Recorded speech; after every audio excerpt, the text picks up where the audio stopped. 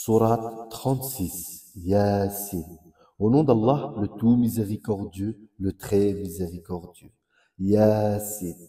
Par le Coran plein de sagesse, tu, Mohammed, es certes du nombre des messagers, sur un chemin droit.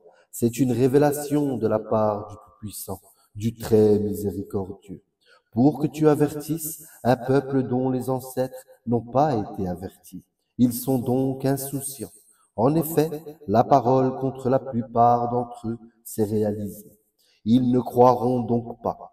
Nous mettrons des carcans à leur cou, et il y en aura jusqu'au menton. Et voilà qu'ils iront tête dressée. Et nous mettrons une barrière devant eux, et une barrière derrière eux. Nous les recouvrirons d'un voile, et voilà qu'ils ne pourront rien voir. Cela leur est égal que tu les avertisses ou que tu ne les avertisses pas. Ils ne croiront jamais. Tu avertis seulement celui qui suit le rappel, le Coran, et crains le tout miséricordieux, malgré qu'il ne le voit pas. Annonce-lui un pardon et une récompense généreuse. C'est nous qui ressuscitons les morts et écrivons ce qu'ils ont fait pour l'au-delà, ainsi que leurs traces, et nous avons dénombré toutes choses dans un registre explicite. Donne-leur comme exemple les habitants de la cité quand leur vinrent les envoyés. Quand nous leur envoyâmes 2 envoyés, et qu'ils les traitèrent de menteurs, nous les renforçâmes alors par un 3e.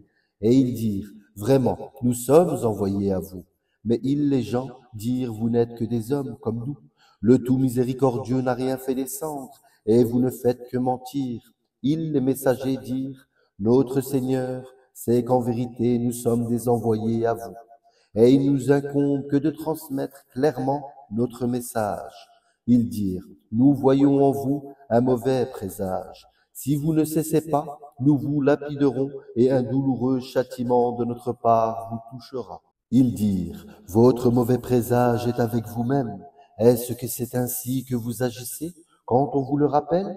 Mais vous êtes des gens outranciers. Et du bout de la ville, un homme vint en toute hâte et dit, ô mon peuple, suivez les messagers, suivez ceux qui ne vous demandent aucun salaire et qui sont sur la bonne voie.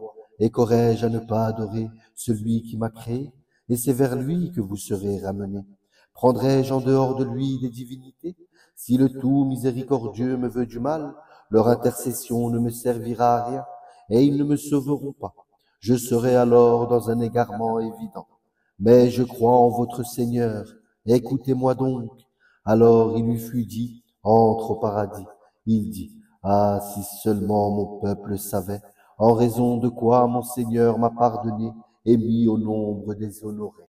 Et après lui, nous ne fîmes descendre du ciel aucune armée. Nous ne voulions rien faire descendre sur son peuple. Ce ne fut qu'un seul cri, et les voilà éteints. Hélas pour les esclaves, les humains, jamais il ne leur vint de messager sans qu'ils ne s'enraillent. Ne voient-ils pas combien de générations avant eux nous avons fait périr, lesquels ne retourneront jamais parmi eux? Et tous sans exception comparaîtront devant nous.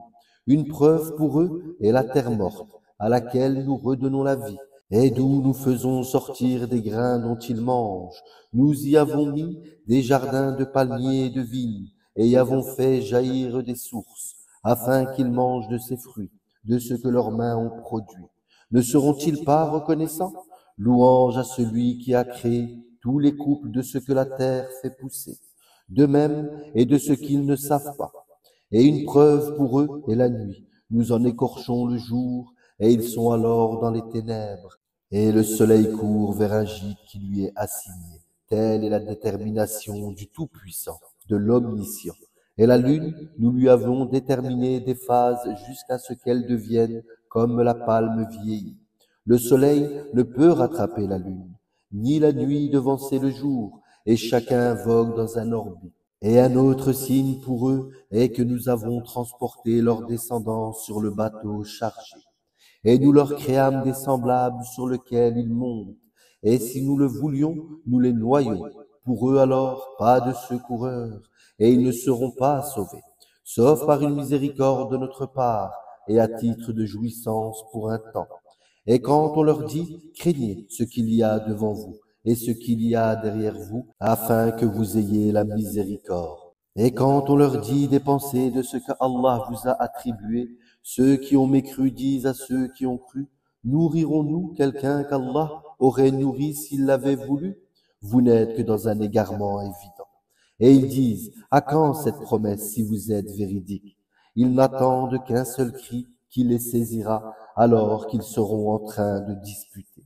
Ils ne pourront donc ni faire de testament, ni retourner chez leur famille. Et on soufflera dans la trompe, et voilà que des tombes, ils se précipiteront vers leur Seigneur, en disant, malheur à nous, qui nous a ressuscités de là où nous dormions. C'est ce que le tout miséricordieux avait promis, et les messagers avaient dit vrai. Ça ne sera qu'un seul cri, et voilà qu'ils seront tous amenés devant nous. Ce jour-là, aucune âme ne sera lésée en rien, et vous ne serez rétribués que selon ce que vous faisiez. Les gens du paradis seront, ce jour-là, dans une occupation qui les remplit de bonheur. Eux et leurs épouses sont sous des ombrages accoudés sur les divans. Là, ils auront des fruits, et ils auront ce qu'ils réclameront. Salam, paix, salut, parole de la part d'un Seigneur très miséricordieux. Ô injuste, tenez-vous à l'écart ce jour-là. Ne vous ai-je pas engagé, enfant d'Adam, à ne pas adorer le diable, car il est vraiment pour vous un ennemi déclaré. Et ne vous ai-je pas engagé à m'adorer? Voilà un chemin bien droit. Et il a très certainement égaré un grand nombre d'entre vous. Ne raisonnez-vous donc pas? Voici l'enfer qu'on vous promettait. Brûlez-y aujourd'hui pour avoir mécru. Ce jour-là, nous scellerons leur bouche, tandis que leurs mains nous parleront et que leurs jambes témoigneront de ce qu'ils avaient accompli. Et si nous voulions, nous effacerions leurs yeux, et ils courront vers le chemin. Mais comment alors pourront-ils voir? Et si nous voulions, nous les métamorphoserions sur place.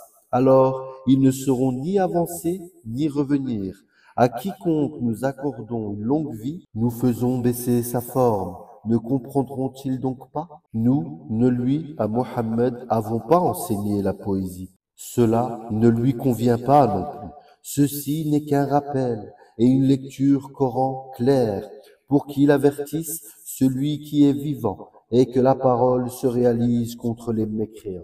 Ne voit-il donc pas que parmi ce que nos mains ont fait, nous leur avons créé des bestiaux dont ils sont propriétaires et nous les leur avons soumis? Certains leur servent de monture et d'autres de nourriture et ils en retirent d'autres utilités et des boissons. Ne seront-ils donc pas reconnaissants? Et ils adoptèrent des divinités en dehors d'Allah, dans l'espoir d'être secourus. Celles-ci ne pourront pas les secourir. Elles formeront au contraire une armée dressée contre eux. Que leurs paroles ne t'affligent donc pas. Nous savons ce qu'ils cachent et ce qu'ils divulguent. L'homme ne voit-il pas que nous l'avons créé d'une goutte de sperme et le voilà devenu un adversaire déclaré? Il cite pour nous en exemple tandis qu'il oublie sa propre création. Il dit, qui va redonner la vie à des ossements une fois réduits en poussière? Dit, celui qui les a créés une première fois leur redonnera la vie. Il se connaît parfaitement à toute création. C'est lui qui, de l'arbre vert, a fait pour vous du feu, et voilà que de cela vous allumez. Celui qui a créé les cieux et la terre, ne serait-il pas capable de créer leur pareil? Oh que si. Et il est le grand créateur, l'omniscient. Quand il veut une chose, son commandement consiste à dire soit, et c'est.